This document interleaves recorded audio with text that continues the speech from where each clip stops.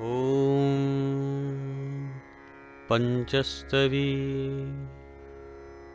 ॐ अथ लघुस्तवः प्रथमः। ॐ नमस्त्रिपुरसुन्दर्यै। लघुस्तवः प्रथमोऽयम् आरभ्यते। ऐन्द्रस्यैव शरासनस्य ददति मध्ये ललाटं प्रभां। शौक्लीं कान्तिम् अनुष्णुगौरिव शिरस्या तन्वती सर्वतः। एषा असौ त्रिपुरा हृदि ध्रुवोष्णांशोः सदा हसितितः। छिन्द्यान्नः सहसा प्रदयत्रिविरघं ज्योतिर्मयी वाङ्मयी। या मात्रा त्रिपुशीलता तन्नुल्लसत्तन्तुत्थिति स्पर्धिनी। वाग्बीजे प्रथमे स्थिता तौ सदा तां मन्महे ते वयं। शक्तिः कुण्डलिनीति विश्वजननवापारबध्योद्यमा। ज्ञात्वेत्थं न पुनः स्पृशन्ति जननी गर्भे अर्भकत्वं नरः। दृष्ट्वा सम्भ्रमकारि वस्तु सहसा ये इति व्याहृतं। येनाकूतशादपीह वरदे बिन्दुविनाप्यक्षरम्। तस्यापि ध्रुवमेव देवि तरसा जाते तवानुग्रहे। वाचः सूक्तिसुधारं सद्रुमुच्चो निर्यान्ति वक्त्रं भुजात्। यत्नित्यै तव कामराजम् अपरं मन्त्राक्षरं निष्कलं। तत्सारसतमित्यवैति विरलः कश्चित् बुद्धश्चेद्भुवि। आख्यानं प्रतिपर्व सत्यतपसो यत्कीर्यन्तो द्विजः। प्रारम्भे प्रणवास्पदप्रणयतां नीत्वोच्चरन्ति सुपुटं। यत्सद्यो वचसां प्रवचीकरणे दृष्टप्रभावं बुद्धैः। तार्तीकमहं नमामि मनसा त्वद्बीजमिन्दुप्रभम्। अस्वौर्वोऽपि सरस्वतीमनुगतो जाड्यम् अम्बुवि इच्छितये। गोशब्दो गिरिवर्तते स नियतं योगं विना सिद्धिदः। एकैकं तव देवि बीजमनघं सव्यञ्जना अव्यञ्जनं। कूटस्थं यदि वा पृथक् क्रमगतं यद्वा स्थितं व्युत्क्रमात्। यं यं कामम् अपेक्षं येन विधिना केनपि वा चिन्तितं। जपतं वा सफलीकरोति सहसा तं तं समस्तं नृणाम्। वामे पुस्तकधारिणीमभयदां साक्ष्यसृजं दक्षिणे। भक्तेभ्यो वरदानपेशलकरां कर्पूरकुन्दोज्ज्वलाम्। उज्जम्बुम्बुजपत्रकान्तनयनस्निग्धप्रभालोकिनीं। ये त्वामम्ब न शील्यन्ति मनसा तेषां कवित्वं कुतः। ये त्वां पाण्डुरपुण्डरीकपटलस्पष्ट अभिरामप्रभां। सिञ्चन्तीममृतध्रुवैरिव शिरोध्यायन्ति मूर्ध्नि स्थिताम्। अश्रान्तं विकटसुपटक्षरपदा निर्याति वक्त्रं भुजात्। तेषां भारति भारती सुरसरितकल्लोलोर्मिवत्। ये सिन्दूरपरागपुञ्जपिहितां त्वत्तेजसा ध्यायमाम्। ऊर्वीं चापि विलीनयावकरसप्रस्तारमग्निमव। पश्यन्ति क्षणमप्यनन्यमनस स्तेषं मन्नङ्गज्वरः कलान्तात्रस्तकुरङ्गशावकदृशो वशया भवन्ति सुपुटं। चञ्चत्काञ्चनकुण्डल आबद्धरामाबद्धकाञ्चीसृजं। ये त्वां चेतसि तद्गते क्षणमपि ध्यायन्ति कृत्वा स्थितिं। तेषां वेषमसुविभ्रमः दहरः स्फारी भवन्त्यश्चिरं। मादत्कुञ्जरकर्णतालतरलः स्थैर्यं भजन्ते श्रियः। अर्भट्या शशिखण्डमण्डितजटाजूटनृमण्डसृजं। बन्धूकप्रसवारुणम्बरधरां प्रेतासन्नाध्यासिनीं। त्वां ध्यायन्ति चतुर्भुजां त्रिनयनामापीनतुङ्गसतिनीं। मध्ये न्यम्नावलित्रयङ्किततनुं त्वद्रूपं संवितये। जातोऽप्यल्पपरिच्छिदे क्षितिभुजां सामान्यमात्रे कुले। निःशेष्य अवनिचक्रवर्ती पद्भीं लभद्वा प्रतापोन्नतः।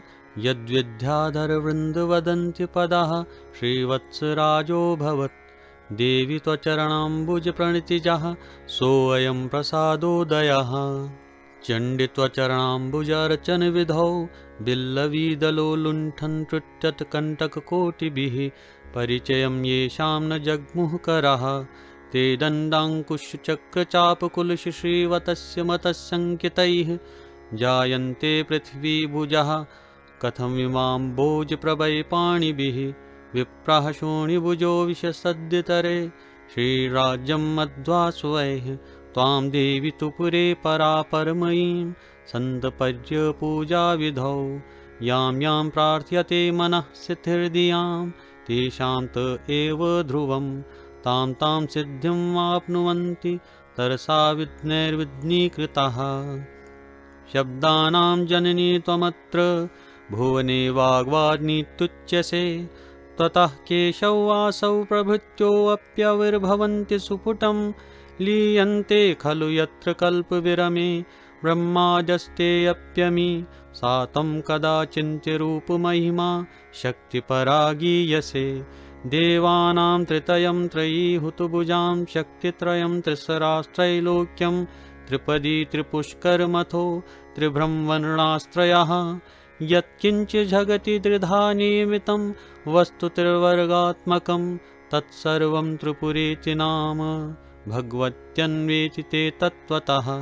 लक्ष्मीं राजकुले जयां रणभुवि क्षेमं करीं अध्वनि क्रव्याददिपुसर्पभाजशबरीं कान्तार्दुर्गे गिरौ भूतप्रेतपिशाच जम्बुकभये स्मृत्वा महाभैरवीं व्यामोहेति पुरां तरन्ति विपदस्तारां च तोयपल्लवे मायाकुण्डलिनी क्रिया मधुमती काली कला मालिनी मातङ्गी विजया जया भगवती देवी शिवा शाम्भवी शक्तिः शङ्करवल्लभा त्रिनयना वाग्वादिनी भैरवी ह्रीङ्कारी त्रिपुरा परापरमयी माता कुमारीत्यसि।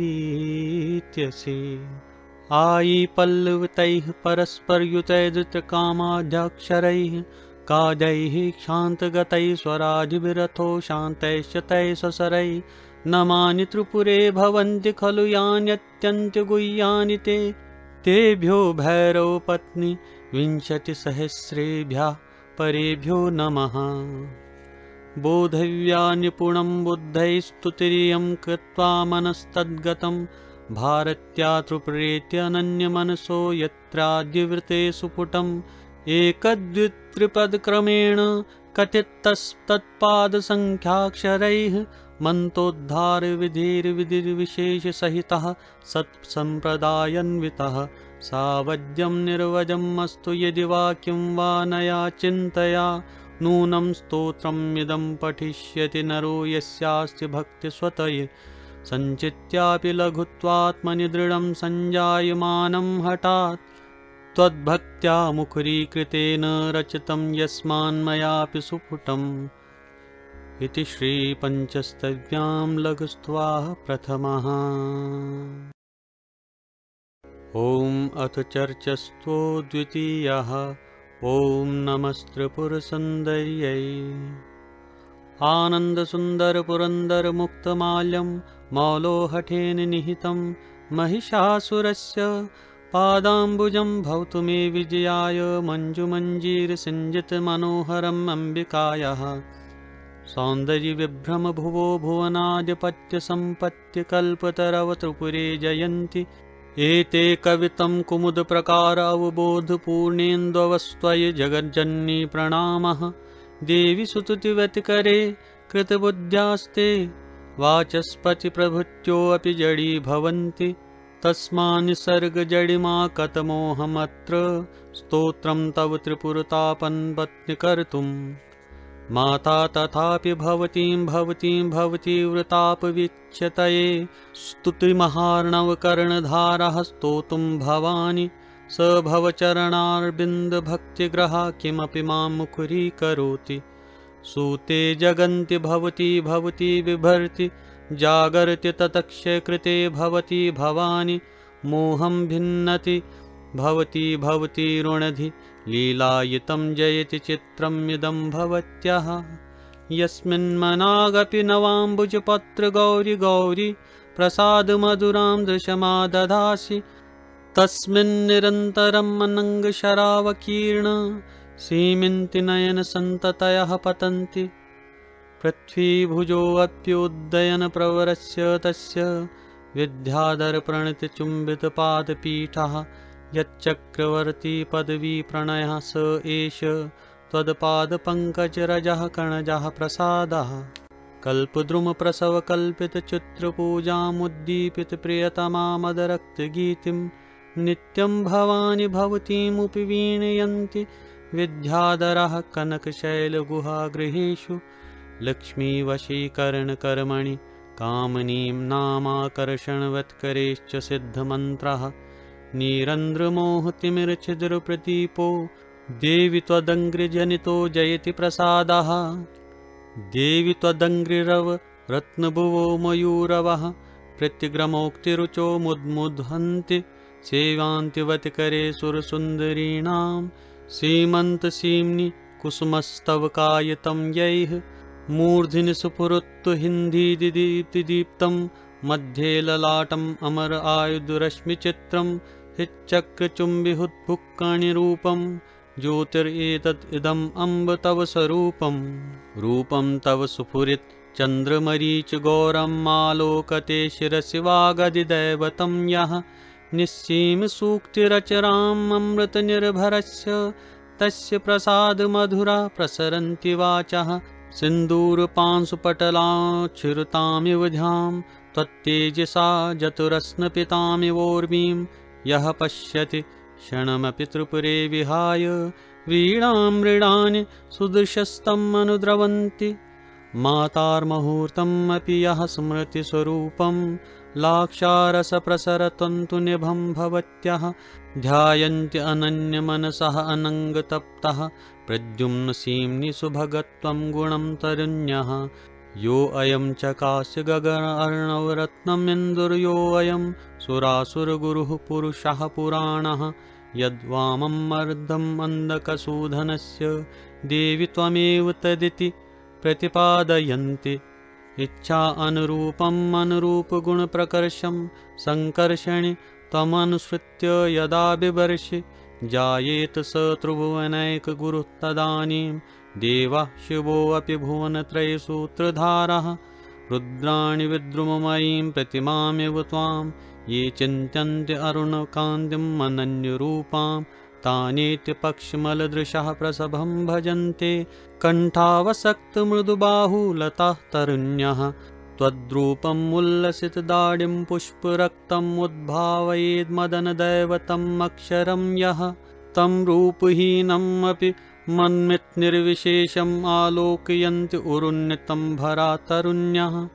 ध्याता असि हेमवति येन हिमांशुरश्मिमाला अमलदितुरकल्मषमानसेन तस्याविलम्बमनवध्यम् अनल्पकल्पे दिनैः सृजसि सुन्दरि वाग्विलासम् आधारमारुतनिरोधवशेन येषां सिन्दूररञ्जितसरोजगुणानुकारी तीव्रं हृदि स्फुरति देवी वपुः तदीयं ध्यायन्ति तानि हि समीहितसिद्धिसाध्यः त्वामेन्द्वीमिव कलामनुभालदेशम् उद्भासित अम्बरतलाम् अवलोकयन्तः सद्यो भवानि सुधयाः कवयो भवन्ति त्वं भावनाहति धियां कुलकामधेनुः त्वां व्यापनीति समना इति कुण्डलीति त्वां कामनीति कमलेति कलावतीति त्वां मालिनीति ललित्ये पराजितेति देवी स्तुवन्ति विजयेति जयेति उमेति ये चिन्त्यन्ते अरुणमण्डलमध्यवर्ती रूपं तवाम्ब नवयावकपङ्कपिङ्गं तेषां सदैव कुसुमायुद्धबाणभिन्नः वक्षास्थला मृगदुषो वशगा भवन्ति उत्तप्तहेमरुचिरे त्रिपुरे पुनीः चेतश्चिरन्तनं मनग औगवदं नुनीः कारागृहे निगडबन्धनपीडितस्य तत्संस्मृतौ झटिति मे निगडास्तृटन्तु शर्वाणि सर्वजनवन्दितपादपद्मे पद्मच्छदच्छविविडम्बितनेत्रलक्ष्मि निष्पापमूर्तिजनमानसराजहंसि हंसि त्वामापदम् अनेकविधां जनस्य त्वत्पादपङ्कजरजः प्रणिपातपूतैः पुनैरल्पमतिभिः कृतिभिः कवीन्द्रैः शीर्षपाकरदुकूलहिमावदाता करैपिवापि भुनत्रतये अपि कीर्तिः त्वद्रूपैकनिरूपणप्रणीता बन्धो दृशोस्तद्गुणग्रामा कर्णनिरागिता श्रवण्योस्तत्संसृमति चेतसि त्वत्पादर्चन चातुरी करयुगे त्वत्कीर्तनं वाचि मे कुत्रापि त्वदुपासनव्यसनिता मे देवी मा शाम्यतु उद्याम काम परमार्थ सरोज षड्चण्ड चण्ड दुतुमुपाशत षट् प्रकारां मोह दीपेन्द्र कदनोद्योत बोध संलीला गुहां भगवतीं त्रिपुरां नमामि गणेश वटुकुसुता श्रुति सहाय कामन्विता सुमर अरिवर विष्टरा कुसुम बाण बाणैर्युता अनंग कुसुमादिभिः परिवृत्ता च सिद्धैत्रिभिः कनवमन्मध्यगा त्रिपुरसुन्दरी पातु नः यः स्तोत्रम् एतदनुवासरम् ईश्वरायः श्रेयस्करं पठति वा यदि वा शृणोति तस्येप्सितं फलति राजभिरीड्यते असौ जायेत स प्रियतमो हरिक्षेणानां ब्रह्मेन्द्र रुद्र हरिश्चन्द्र सहस्रश्म सुकन्दिपाशन हुताशन वन्दितायै वागीश्वरि त्रिभुवनेश्वरि विश्वमातारन्तर्बहिश्च कृत्संस्थये नमस्ते इति श्रीपञ्चस्तव्यां चर्चस्त्वादितीयः।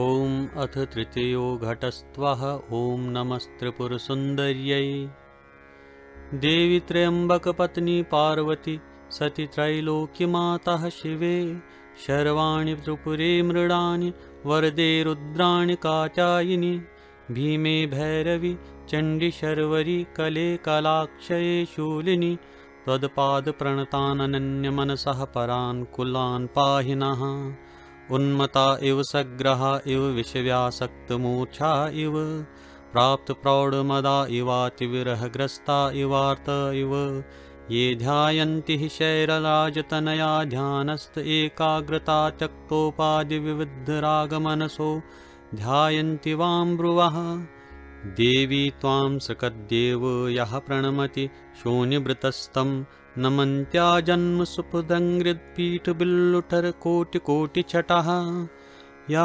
त्वामर्चयति सोऽर्चते सुरगणैर्यः स्तौति स स्तूयते यस्त्वां ध्यायति तं स्मरार्तिविधुरा ध्यायन्ति वां भ्रुवः ध्यायन्ति ये क्षणमपि त्रिपुरे हृदि त्वां लावण्ययौवनधनैरपि विप्रयुक्तः ते विस्फुरन्ति ललितायतलोचनानां चित्तैकभितिलिखितप्रीतिमः पुमांसः एतं किं नु दृशापि वाम्युत विशामस्य मङ्गं मङ्गैर्निर्जैः किं वामुं निगलाम्यनेन सहसा किं वै कथमाश्रये तस्येत्थं विवशो विकल्पघटनाकूतेन योषिज्जनः किं तद्यन्न करोति देवी हृदये यस्य तामावर्तसे विश्वव्यापिनी यद्वद् ईश्वर इति स्थानान्वनन्याश्रयः शब्दः शक्तिरिति त्रिलोकजननी तय्येव तथ्यस्थितिः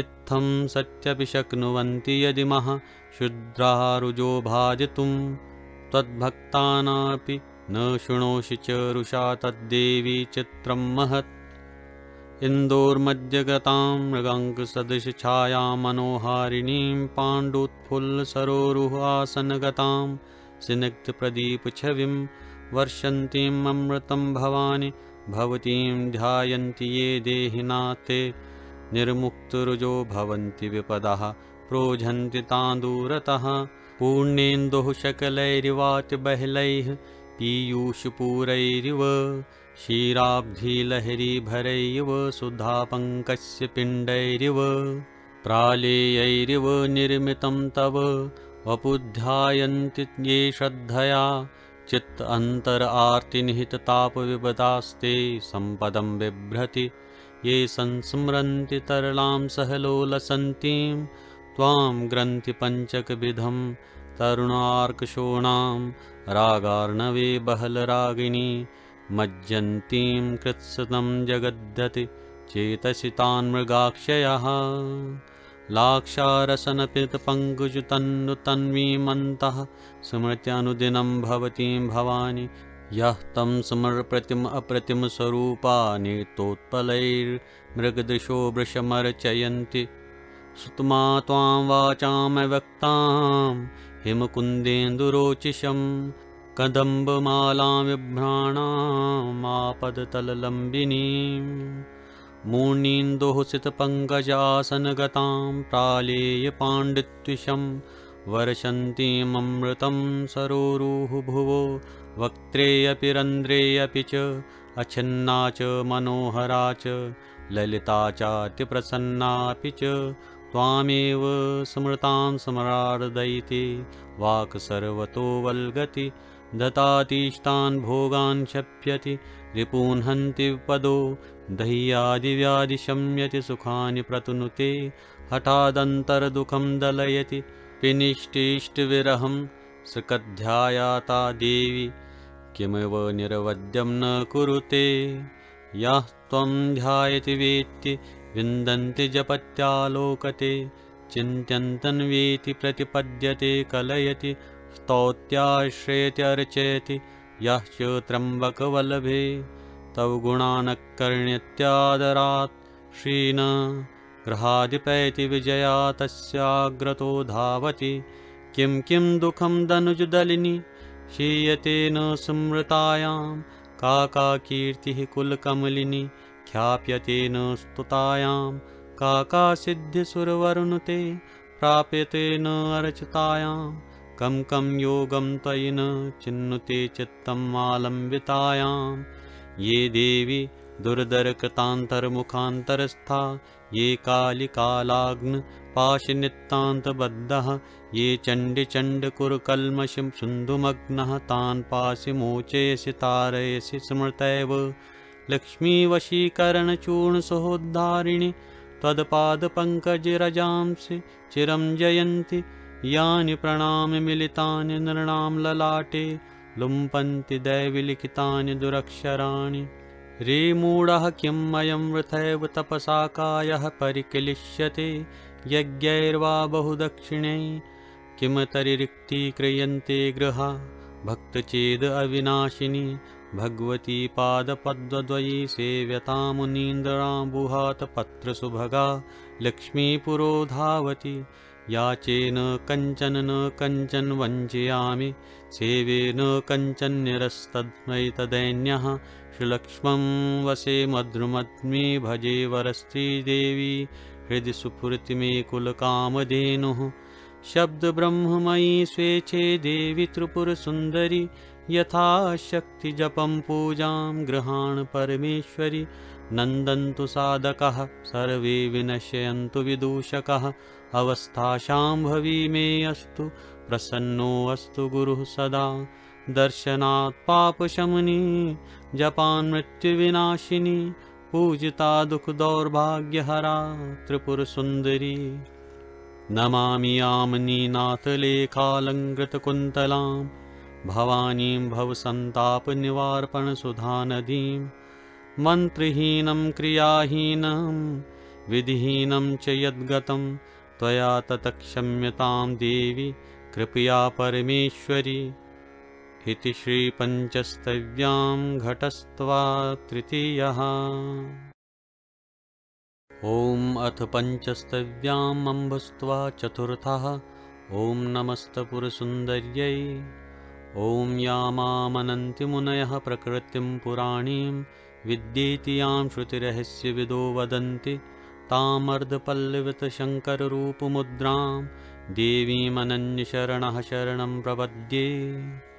अम्बस्तवेषु तव तावदाकर्तृकाणि कुण्ठीभवन्ति वचसामपि गुम्फनानि डिम्बस्य मेस्तरसावसमञ्जसपि वात्सल्यनित्नहृदयां भवतीं धिनोति व्योमेति बिन्दुरिति नाद इतीन्दुलेखारूपेति वाग्भवनूरिति मातृकेति निश्यन्दमानसुखबोधसुधास्वरूपा विद्योतसे मनसि भाग्यतां जनानाम् आविर्भवत्पुलकत्सन्ततिभिः शरीरै निश्यन्दमानसलिलैनयनैश्च नित्यं वागभिश्च गद्गत्पादुभासते ये पादौ तवाम्ब हृदयेषु त एव धन्यः।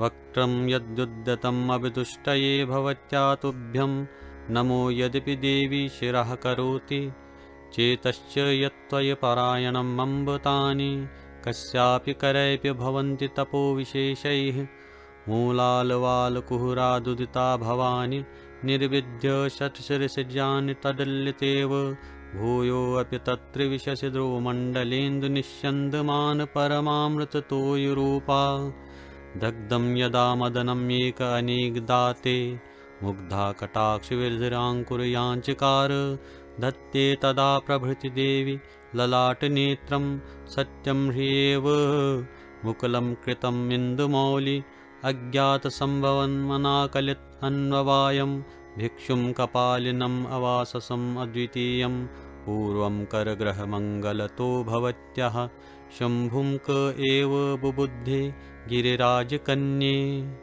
चरमाम्बरं च शवभस्मविलेपनं च भिक्षाटनं च नटनं च परेतभूमौ वेतालसंहति परगृहता च शम्भो शोभां बिभर्ति किरजे तव सहचर्यात् कल्पोपसंहरणकेलिषु पण्डितानि चण्डानि खण्डपरशोरपि ताण्डवानि आलोकनेन तव कोमलितानि मातः लास्यात्मना परिमन्ति जगद्विभूत्यै जन्तोर्पश्चिमतनुः सति कर्मसाम्ये निःशेषपाशपटलच्छुदरा निमेषात् कल्याणि दैशिककटाक्षसमाश्रयेण कारुण्यतो भवसि शाम्भव वेददीक्षा मुक्ता विभूषणवती नवविदुमाभा यच्चेतसि सुपुरसि तारिकतेव सन्ध्या एकः स एव भुवनत्रयसुन्दरीणां कन्दर्पतां रजति पञ्चशरीं विनापि ये भाव्यन्ति अमृतवाहिभिः अंशुजालैराप्यमान् भुवनामृतेश्वरीं त्वां ते लङ्घयन्ति ननु मातरलङ्घनीयां ब्रह्मादिसुरवरैरपि कालकक्ष्यां यः स्फटिकाक्षगुरुपुस्तककुण्डिकाढ्यां व्याख्यां समुद्धतकरां शरदिन्दुशुभ्रां पद्मासनां च हृदये भवतीमुपासते मातः स विश्वकवितार्किकचक्रवर्ती बर्हावतंस युत्बर्बरकेशपाशां गुञ्जावलीकृतघनस्तनहारशोभां श्यामां प्रवालवदनां सुकुमारहस्तां त्वामेव नौमि शौरीं शौरस्य जायाम् अर्धेन किं नवलताललितेन मुग्धे क्रीतं विभोः पुरुषं मर्दमिदं त्वयेति आलीजनस्य परिहासवचांसि मन्ये मन्दस्मितेन तव देवि जडी भवन्ति ब्रह्माण्डबुदबुदकदम्बको सङ्कुलोऽयं मायोदधि विविधतुकतरङ्गमालः आश्चर्यमम्ब झटिति प्रलयं प्रयाति तद्ध्यानसन्तति महावडवमुखाग्नौ दाक्षायणीति कुटिलेति गुहारिणीति काचायनीति कमलेति कलावतीति एका सती भगवती परमार्थोऽपि संदशयसे बहुविधा ननु नर्तकीव आनन्दलक्षणानाहतनाम्नि देशे नादात्मना परिणतं तं रूपमीशे प्रत्यङ्गमुखेन मनसा परिचीयमानं शंसन्ति नेत्रसलिलैः पुलकैश्च धन्यः त्वं चन्द्रिका शशिनितिग्मुरुचौ रुचिस्त्वं त्वं चेतनासि पुरुषे पवने बलं त्वं स्वादुतासि सलिले शिखिनि त्वं ऊष्मा निस्सारमेव निखिलं तद्हृदि यदि स्यात्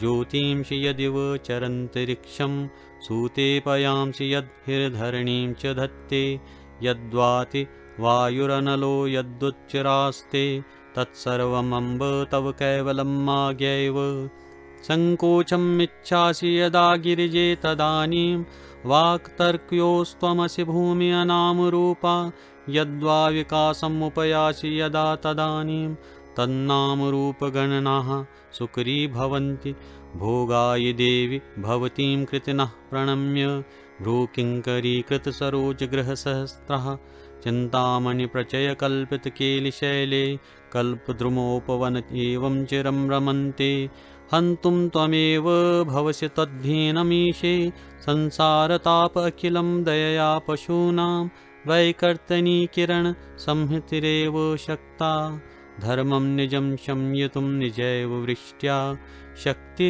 शरीरम् अधिदैवतम् अन्तरात्मा ज्ञानं क्रियाकरणम् आसनजालमिच्छा ऐश्वर्यम् आयतनम् आवर्णानि च तं किं तद्न यद्भवसि देवि शशाङ्कमौले भूमौ निवृत्तिरुदितापयसि प्रतिष्ठा विद्यानले मरुति शान्तिरतीतशान्तिः व्योम्नीति यः किल कलह कलयन्ति विश्वं तासां विदूतरमम्ब पदं त्वदीयं यावत् पदं पदसरोजयुगं त्वदीयं नाङ्गीकरोति हृदयेषु जगच्चरण्ये तावद्विकल्पजटिलः कुटिलप्रकारास्तर्कग्रहा समयिनां प्रणयं न यान्ति यद्देवयान प्रत्यान विहारमेके कृत्वा मनः करणमण्डलसार्वभौमं याने निवेश्य तव कारणपञ्चकस्य पर्वाणि पार्वती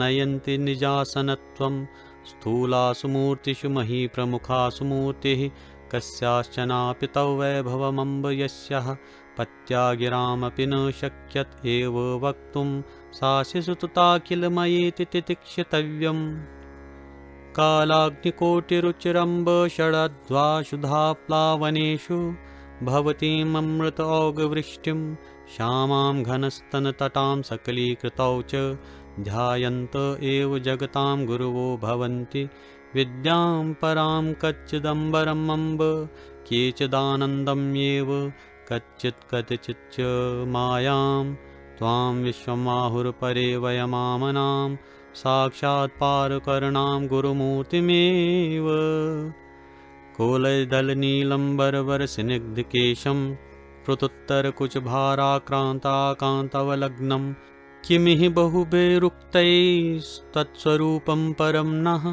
सकलभुवनमातः सन्ततं सिनिद्धताम् इति श्रीपञ्चस्तव्यां चतुर्थोऽम्बस्तवः।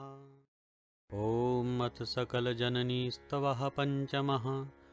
ॐ नमस्त्रिपुरसुन्दर्यै ॐ आजानन्तो यान्तिशयमश्यं मन्योनिकल्हैरमि मायाग्रन्थौ तव परिलुठन्तः समयिनः जगन्मातार्जन्मजर भयतमः कौमुदी वयं नमस्ते कुर्वाणः शरणमुपयामो भगवतीम् वचातर्कगम्यस्वरसपरमानन्दविभव प्रबोधाकाराय द्युतितुलितनीलोत्पलरुचे शिवस्याराध्याय स्तनभरविनम्राय सततं नमो यस्मै कस्मै च न भवतु मुग्धाय महसे लुठद्गुञ्जाहारस्तरभर नम्नमध्यलतिकामुदञ्च धर्माम्बः कणगुणितनीलोत्पलरुचं शिवं पार्थत्राणप्रवण मृगयाकारगुणितं शिवां मन्वज्ञान्तीं शौरम् अहं मन्वे शौरीं मिथः केशाकेशप्रधननिधनास्तदर्गघटना बहुश्रद्धा भक्तिप्रणयविषयाश्चाप्तविदयः प्रसीद प्रत्यक्षी भव गिरिस्ते देहि शरणं निरालम्बं चेता परिलुठति पारपल्वमिदं शुनां वा वह्निर्वा खगपरिषदो वा यदशनं कदा केन क्वेति कच्चिदपि न कश्चित् कलयति अमुष्मिन् विश्वासं विजहिः ममाहनाय वपुषि प्रपद्येथाश्चेतः सकलजननीमेव शरणम् अनाद्यान्ताभेदप्रणयरसिकापि प्रणयिनी शिवाशीर्यत्वं परिणयविधौ देवि गृहिणी सवित्री भूतानामपि यद्बुद्भूशैलतनया तद्येतत्संसारप्रणयमहानाटकसुखं ब्रुवन्ते के तत्त्वं भगवति सदन्ये विदुरसत्परे मातः प्राहुस्तव सदसदन्येषु कवयः परिणयतत्सर्वं सम् अभिदधते देवि सुधया तद्येतत्मायाविलसतम् अशेषं ननु शिवे तडितकोटिज्योतिदुतदलित षड्ग्रन्थिगहनं प्रविष्टं स्वाधारं पुनरपि सुधावृष्टिवपुषा किमप्यत्रिंशत्किरणसकलीभूतं निशं भजेदाम श्यामं कुचभरनतं बर्बरकचं चतुष्पत्तन्तः षड्दलभगपुटन्तः त्रिवलयसुपुरद्युद्युतवहनिद्युमन्यत्तावद्युतिते षडश्रम्भित्वादौ दशदलमथ द्वादशदलं कलाश्रं च द्वयश्रं गतवति नमस्ते गिरिस्ते। कुलं केचित् प्राहुरकुलम् अन्ये तौ बुद्धाः परे तत्संवेदं समविदधते कौलम् अपरे चतुर्णामप्येषमुपरि किमपि प्राहुर्परे महामाये तत्त्वं तव कथममि निश्चन्नुमहे। षड्ध्वान्यानीं प्रलयविकोटिप्रतिरुचा रुचा भस्मीकृत्य स्वपदकमलप्रभवशिरसां वितन्वानः शैवं किमपि वपु इन्दीवररुचिः कुचाभ्यानम्रः शिवपुरस्कारो विजयते। प्रकाशानन्दाभ्यां विदितचरीं मध्यपदवीं प्रविश्य त्वयद्वन्द्वं रविशशिसमाख्यं कवलयन् प्रविश्योधर्वं नादं लयदहन भस्मीकृतकुलः प्रसादात्ते जन्तुः शिवं कुलम् अम्ब प्रविशति। प्रियङ्गुश्यामाङ्गी अनुरतवरसः किसलयां समुन्मीलनमुक्ताफल बहुलनेपथ्यकुसमां स्तनद्वन्द्वस्फारस्तवकन्मितां कल्पलतिकां सकृद्ध्यायन्ता त्वां ददति शिवचिन्तामणिपदम्। षडाधारावर्त्य अपरिमितमन्त्रोर्मिपटलैश्चलनमुद्राफेनै बहुदलदैवतजशैः क्रमस्रोतोभिः त्वं वहसि परनादामृतनदीं भवानि प्रत्यग्रा शिवचिदमृदाब्धिप्रणयिनी महीपाथो वह्नि श्वसनविदयात्मेन्दु रविभिवपुग्रस्तैरञ्चैरपि तव कियानम्ब महिमा आमून्यालोक्यन्ते भगवति न कुप्यणुतरामवस्थां प्राप्तानि त्वयि तु परमव्योमवपुषे। मनुष्यातिर्यञ्चो मरुत् इति त्रैलोक्यमिदं भवाम्बोधौ मग्नं त्रिगुणलहरीकोटिलुटितं कटाक्षिचेतदत्र क्वचन तव मातः करुणया शरीरी सद्योऽयं व्रजति परनानन्दतनुतां कलां प्रज्ञामाद्यां समयानुभूतिं समरसां गुरुं पारम्पर्यं विनयमुपदेशं शिवकथां प्रमाणं निवारणं परमतिभूतिं परगुहां विद्धिं विद्यामाहु सकलजननीमेव मुनयः प्रलीने शब्दौघे तदनुविरते बिन्दुविभवे ततस्तत्त्वे चटाध्वनिभिरुनुपाधिन्युपरते श्रिते शाक्ते परनुकलितचिन्मात्रगहनां स्वसंविति योगी रसयति विशाख्यां परतनुं परानन्दकारां निर्विधिष्वैश्वर्यवपुषं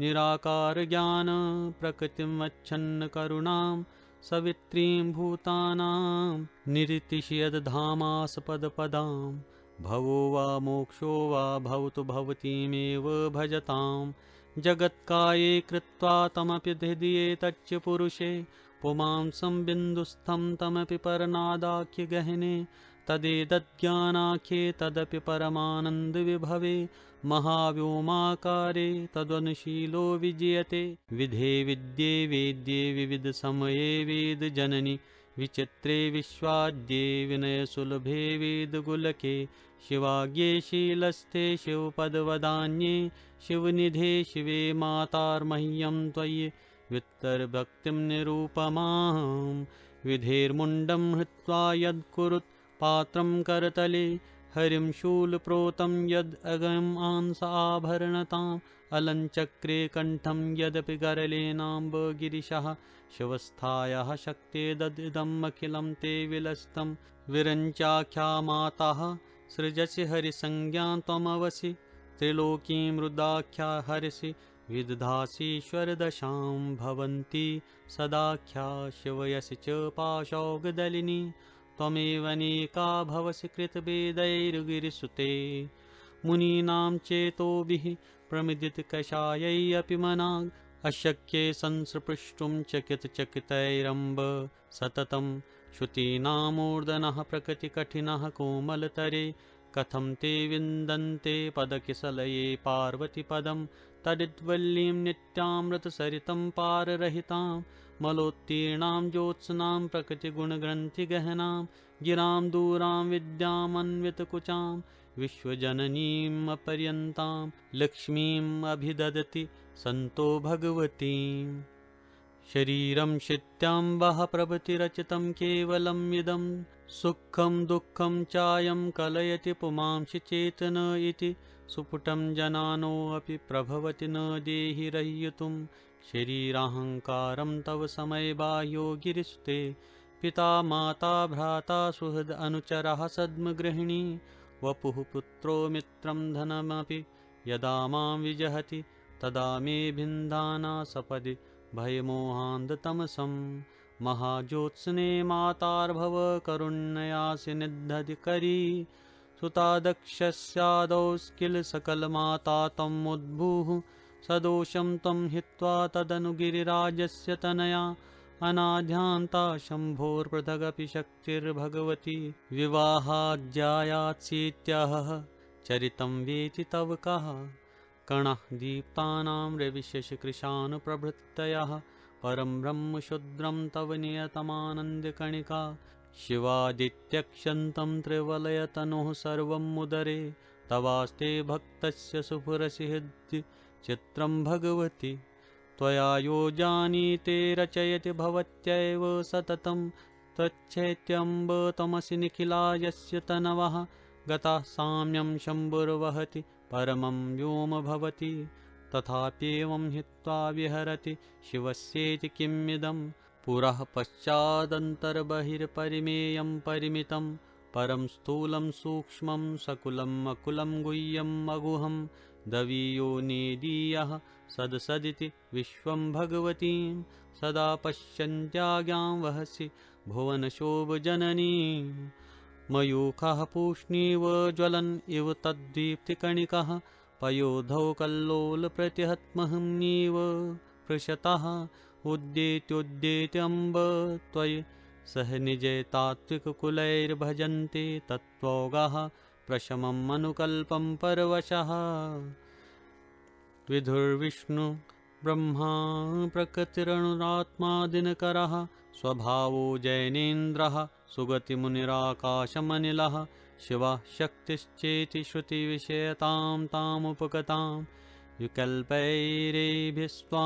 अभिददति सन्तो भगवतीं प्रविश्य स्वं मार्गं सहजदयया देशिकदृशा षड् अध्वान्तौगुचदुरागणनातीतकरुणां परानन्दकारां सपदि शिवयन्तीमपि तनुं स्वात्मानं धन्याश्चिरम् उपलभन्ते भगवतीं शिवः त्वं शक्ति त्वमसि समया त्वं समयिनी त्वमात्मा त्वं दीक्षा त्वम् अयम् अनिमारादिगुणगणः अविद्या त्वं विद्या त्वमसि निखिलं तं किम् अपरं पृथक् तत्त्वं तत्त्वो भगवति न वीक्षामि असंख्ये प्राचीनैर्जननि जननैर्कर्मविलयाद्गते जन्मन्यन्त गुरुवपुषमसाद्य गिरीश्म अवाप्याज्ञां श्रैवीं क्रमतनुरपि त्वां विदित्वानेयं त्वत्पूजास्तुतिविरचनैनवदिवसान् यत्शत्पत्रं कमलं मुदितं तस्य या कर्णिकाख्या योनि तस्या प्रततम् उदरे यत्तोङ्कारपीठं तस्मिन्नन्तः कुजभरनतां कुण्डलीतः प्रवृतां श्यामाकारां सकलजननीं सन्ततं भावयामि भुवि पयस्य कृशानो मरुतेखे शशाङ्के सवितरि यजमाने अप्यष्टधा शक्तिरेका वहति कुचभराभ्यां या विनम्रापि विश्वं सकलजननि सा त्वं पाहि मामित्यवश्यम् इति श्रीधर्माचार्यविरचितायां पञ्चस्तव्यां पञ्चमः सकलजननीस्तवः। ॐ नमस्त्रिपुरसुन्दराय।